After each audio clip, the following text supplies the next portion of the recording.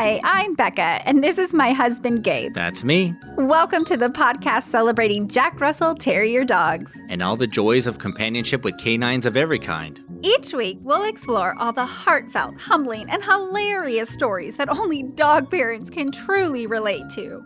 We're Jack Russell parents.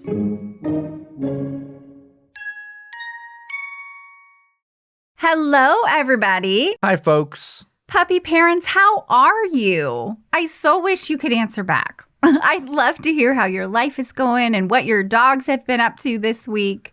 I know. How about you let us know on our socials? We're everywhere at JRT Podcast. Well, Gabe, how are you doing this week? I'm not bad now. Last week, my allergies were kicking my butt pretty bad, but I've gotten some extra rest, and now I'm right as rain. Good. Yeah, I don't like it when you're not feeling well. So glad you're back with us. And as a matter of fact, on our 50th celebration episode that we did just 1 week ago, we bragged about how we never missed an episode, that we released every Monday and Thursday morning. And then, because you weren't feeling well, the 51st episode was late. I know. I mean, what in the world, right? So, sorry, listeners. It won't happen again, as much as I can possibly promise that. Right. But to be fair, we were only like 16 hours late, so it wasn't even a full day. Okay. Yeah, true. So don't worry, puppy parents. We are back on the leash today, and we are about to walk you into a flurry of furry factoids on this fine autumn day. Oh, goody. Well, what kind of doggy facts do we have? We're sharing an article from cuteness.com. Yes, I said cuteness.com. So cute. Cuteness.com has an insightful article that lays out the differences between wild and domestic dogs. And you can find the link to the full article on our show notes page. First, they do a brief summary of a dog's rise to domestication. They say, quote, "By now, we all know the basic history of how the love between dogs and humans grew. First, they were wolves. Then they were like, oh, these are cute and awesome. And the nicest, cutest, awesomest wolves got invited more and more into our lives until they bred with each other. And their pups were even nicer and cuter still. So we went from wolves to pugs. Don't know quite how that happened, but apparently it did. Then we started breeding dogs to do specific jobs like hunting or herding. And then eventually that whole selective breeding thing happened, and now we have French bulldogs and Chihuahuas and whatever those. Yeah. And JRT. And how could I forget? Yeah, that sounds about right. That's a pretty accurate history of how domestic dogs came to be. Is it? I don't know. Okay, but even with all the human intervention, there are still wolves out there. And more than that, there's a third category of canines that we don't think often about, which are wild dogs. Here's what you need to know about how our domesticated BFFs are different from their wilder cousins, which include coyotes, dingoes, and a host of other canines. Yeah, so how are wild dogs and domestic dogs different? Well, first off, they have obvious physical differences. So did you know, Gabe? No. You're going to tell me? The African wild dog has only 4 toes per foot, while other dogs have 5 toes on their feet. Didn't know that. That's how they're different physically. Also, the African wild dog has big, round ears. So, first of all, I encourage you to Google them because I think they're super cute. Their ears, picture, a typical cartoon mouse, right? With those huge, just round dishes on its head, right? Okay. To me, that's what they look like. And they're just really cute. Like they're half dog, half mouse. And they use those to hear all the dangerous predators that they must share their environment with. And so, like domestic dogs, like pugs that Gabe mentioned earlier, for example, have those little folded ears that works for them because they don't often encounter lions and hyenas in our suburban neighborhoods. Right? Right. Second, if you can believe it, wild dogs actually sleep more than your pet. It's because wild dogs spend more time hunting for their food and they use up a lot more energy. According to the New York Times, a half-century-long study of wolves found that they would hunt and kill as a group, feast on the spoils of their hunt, and then go into massive food comas, sleeping about 30% of the time. Interesting. I feel like Carson probably sleeps about 30% of the time. Yeah, we're familiar with food comas around here. We just don't expend energy first. Well, yeah. The cuteness.com article adds that wolves burn about 70% more calories compared to typical animals of similar size. Also, when they're hunting, wolves burn calories 10 to 20 times as fast as they do when they're resting. I wish I could be on the move as much as a wolf. Mm-hmm. I'd like to burn calories faster. Should get you one of those desk bikes. I also read that African wild dogs typically spend the entire day sleeping with their pack, and they are only active in bursts when the sun goes down. So they sleep and hunt. Another difference between wild dogs and domestics is that wild dogs' vocalizations are far more complex than those of domestic dogs. So domestic dogs bark or whine or whimper, while wild dogs have a much wider vocalization range. So they actually have very specific greetings, certain sounds that they give, and even a special whoo sound that they let out when one gets lost from the group. And I would add, and this is not factual whatsoever, I'm just thinking about things, okay? I would imagine that the whoo sound would be slightly different for each pack. Right? They have different accents. I would think so, because if all packs were the same, you might get connected with the wrong pack. You might find the wrong pack, and there could be troubles. You turn it into a story. Willie the lost wild dog. Yes, exactly. What happens when he finds the wrong pack? Anyway, go ahead. The next difference is a strange but interesting fact. Even though dogs still have some traits in common with their wild cousins, they can't reproduce with most of them. Dogs and wolves, however, can breed together, but dogs and wild dogs like coyotes just can't for some reason. So it's like a physiological or biological impossibility. Maybe cultural. I don't know. They don't get mixed up with the wrong pack. I don't know. Okay. Well, we do know from our quick summary above that dogs and wolves can, because that's how we got domestic dogs to begin with. Next step, wolves and wild dogs can never be domesticated. So I read something about people breeding wolves and dogs together, right? So sometimes intentionally and sometimes not. When they make these hybrid wolf dogs, they often experience major behavioral problems because the one half that is wolf will never domesticate, if you will. And then cuteness.com stated that a recent study found that even though wolves raised by humans can feel bonded to people, they can't become truly domesticated. Translation: you can't ever invite a wolf to cuddle with you in bed unless you're itching to reenact Little Red Riding Hood. It's good to know. They will eat you.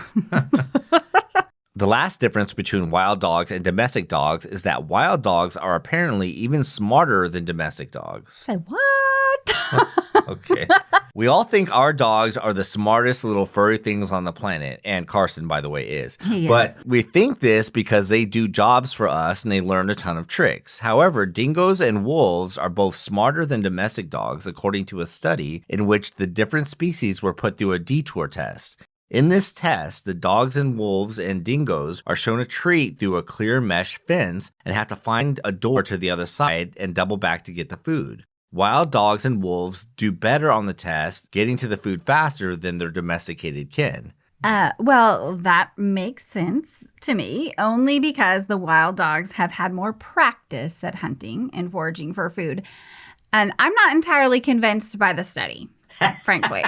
And I'm also not sure that our JRT Carson would agree either. No. I bet him and his fellow Jack Russell Terriers would stand paw and paw in protest to that fact. Yes. Just like our next Insta-Dog of the Week. Yay, I love me some Insta-Dog. Who do we have this week? None other than Eddie the JRT. You can see this happy fuzzy face on Instagram at Eddie the JRT. That's EDDIE the JRT. Let's start with his bio. So Eddie is officially a public figure. I just want you to know that. He was born September 15th, 2019. He is a Jack Russell Terrier. He's from Newcastle, Australia. And he has several stories pinned at the top. Let's see. He's into agility. Oh, yeah, there he is. He's running through an agility course. He's good. What a See, he's smart. Very smart guy. Okay, so let's take a look at these adorable pictures. So the thing about Eddie is that he has a rough coat Jack Russell. And there are so many pictures of him with like these long hairs on his face. And they're going every which way. And his eyeball. And like he doesn't care. And it's so cute. And it looks like Eddie gets to spend a lot of time outside. He has a sister. Looks like a whippet. And he has a lot of friends. Looks like they go to the dog park. They go to the beach. Eddie is often covered in mud or wet. I imagine he gets a lot of baths. But he's really having the time of his life. And one of my absolute favorite pictures is quite a ways down, but he's almost like hugging, well, he's hugging this other dog. And the caption says, "Hugs for my bestie, Neil." The dog's name is Neil. Aw, he's just hugging him. He just looks like he has so much life and energy. He looks happy in all of these images. Yeah. He's really enjoying life. Oh my gosh. Gabe, what's your favorite picture? It's hard to choose, honestly. It is hard to choose. I like all the ones where it looks like he's smiling. You know, he has his mouth open. And then one of the newer ones, it looks like a really younger picture and he's sitting in front of some flowers. That's just, it's too precious. He likes giving high fives. You got high five the camera. Yeah. It looks really funny. Oh my gosh. Yeah, so many pictures of him in water. There's one where he's in a pond with lily pads. He's in the pool. This other one down here looks like a lake. Wiggles he loved to swim. Yeah. He loved the pool. Whereas Carson, you can't even give him a bath, let I alone know. take him to a pool. I wish he liked water. All the pictures are very light and bright. And like I said, take place outside, a lot of them. And Eddie, the JRT, is a perfect addition to your Instagram feed. Y'all go over and check him out. He will put a smile on your face. Absolutely. You can find Eddie at Eddie the JRT, all one word. Now that you've had your cuteness overload, hang tight and we will be back with some fun ways that wild and domestic dogs are still similar.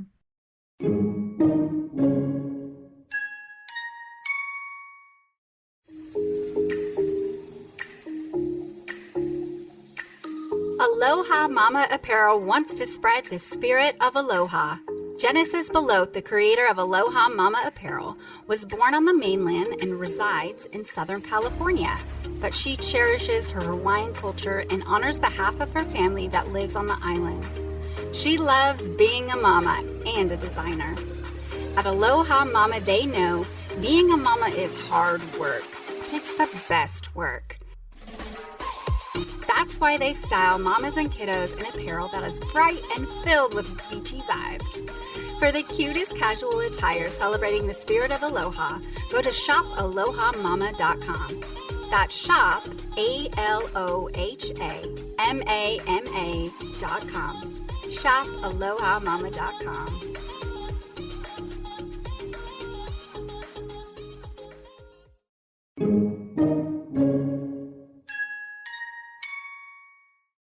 We are diving into a few fun ways that wild dogs and domestic dogs are similar. First off, they both mark their territory. Is that fun? I don't know. It's fun for them, apparently.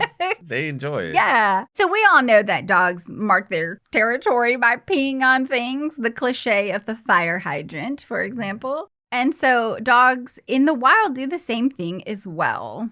They also both love to bury things they want to save for later. Even domestic dogs have a hoarding instinct. That's why domestic dogs bury bones. In the wild, wolves bury morsels of food to tide them over before the next kill. And of course, they all have the same ancestors, the small South Asian wolf. I did not know that. I'd like to look into that more.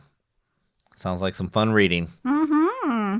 And lastly, the similarity between wild dogs and domestic dogs is that they're all very social. They live in packs and their social standing is very important to them. In the wild, it's the key to survival. For our domestic dogs, it's pivotal to their psychological and emotional well-being. Where would Carson be without us? He would be sad. He'd be so sad. That's all, folks. I don't know about you, but I learned so much in this episode. Be sure to share these amazing factoids with your friends and your doggies so that they know how deep their wild roots go. Did you enjoy this episode? Did you learn from the content? Or did you just have a good, relatable laugh? Well, now what? It's time to subscribe, follow, keep listening, and give a positive review on the Apple Podcast app. Then share the podcast with other puppy parents.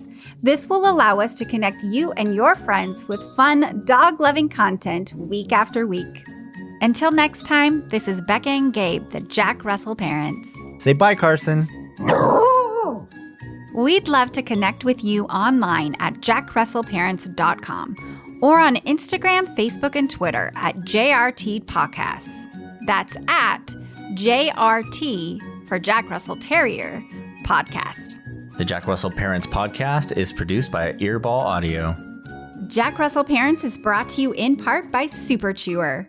From the makers of BarkBox, Super Chewer is a themed monthly delivery of toys and treats made especially for dogs who play harder and demand a challenge.